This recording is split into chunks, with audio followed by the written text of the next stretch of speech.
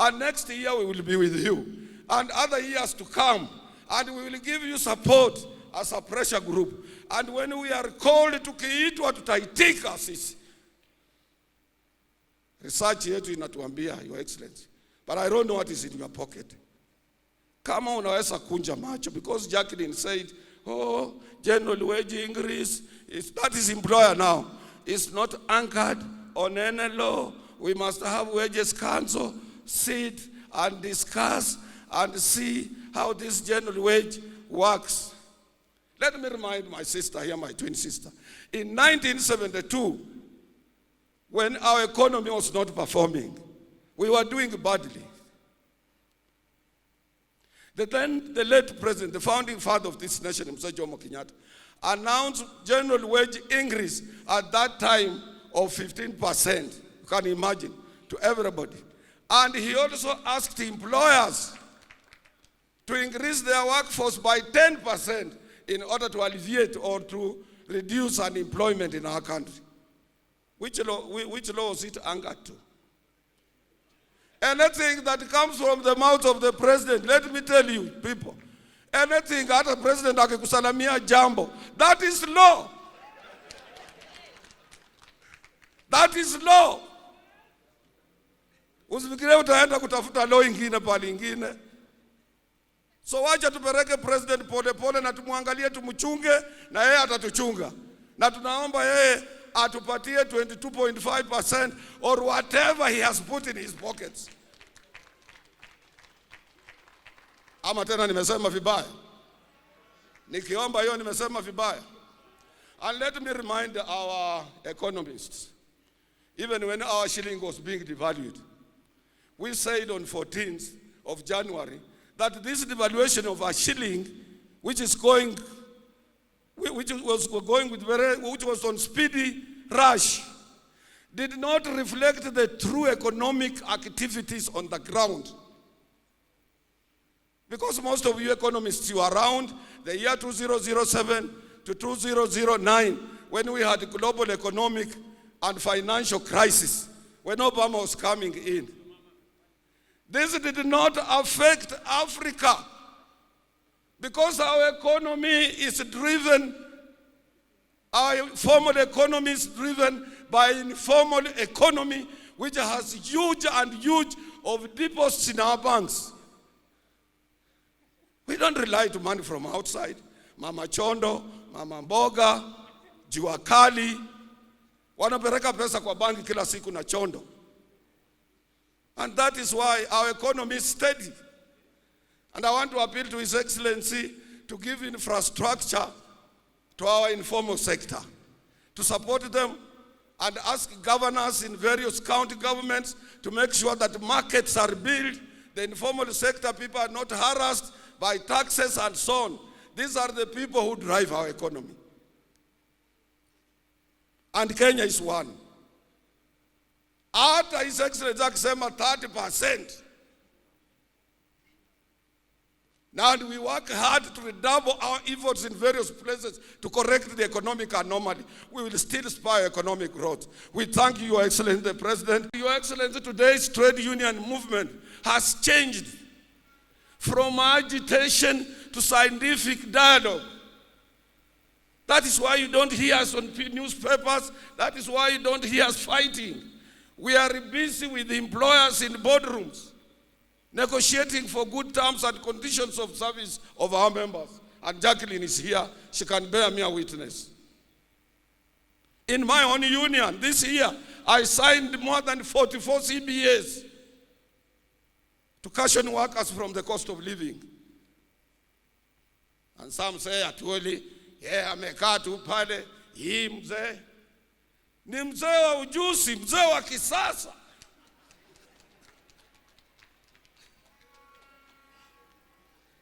We have moved from issues of advocacy, agitation, and so on to impress upon dialogue between us and employers. And Your Excellency, nowadays, because of digital economy, e-commerce, or platform economy as it is known, we research through our go-to education and Economic Research Department to any enterprise before you engage employer.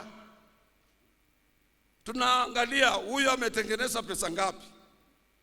Na ile ya juu ndio tunakuja kumwambia bwana, wewe kampuni yako imetengeneza pesa hii umenunua gari, hii umefanya hii umefanya hii pesa fulani, zingine umepeleka Dubai, zingine umepeleka Ulaya, na hizi zimebaki ndio sisi tunataka tugawanyane na wafanyikazi. We don't come to your office to exclusive employers, and Jacqueline is here blindly. We also look at the cost of living, consumer price indices, inflation rate in comparison with the national economic performance. And when we demand, you cannot escape, you cannot run away, because we will go to the industrial court with those facts and we will get what we want, or the employment and labor relations court. So sisi sio wajinga. Tukikuja kwako tunajua una pesa. Kama hauna tunajua hauna. Na CBA has about 40 to 30 clauses. We will look into those areas. Other areas we leave financial aside. We live until we support you to maximize profit, and with that profit we will share. You appointed me on Social Health Insurance Authority, Sheria. And we are migrating to this new authority from National Hospital Insurance Fund. We support you very much on this. And more so the people you appointed on this Sheria board are capable people who are committed, Your Excellency, to help you, including the PS Health, including the current acting CEO, and more so the chairman, Dr. Luenyi. But I want to appeal to you, Your Excellency.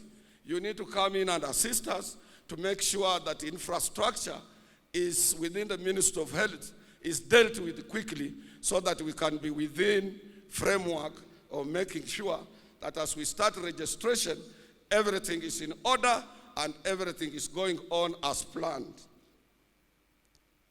But we will support you in this area. Some of us, we are your eye there. As I'm telling you, it has capable members of the board that I've never seen in another board. People who are concerned, Your Excellency, to support you. Only little bit extend your hand in support of what they are trying to come up with. On the issue of housing, you remember you did lectures about this when last year during Labor Day, and you convinced us as workers that we must support you. And when I asked your ministry, which is in charge, whether workers will have an opportunity to be on that board, and after consultation with their office, they are allowed us, as per the current act, to appoint one of us on that particular board. The purpose is we as workers will support it financially.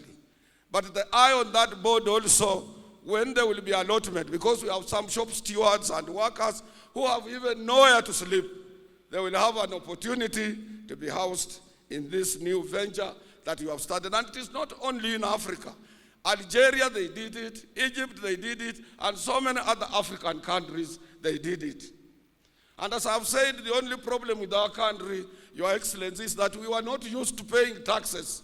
And when you said everybody should pay tax, it became as an alien issue in this country. Because a normal Kenyan would like to eat without working, would like to make money without earning.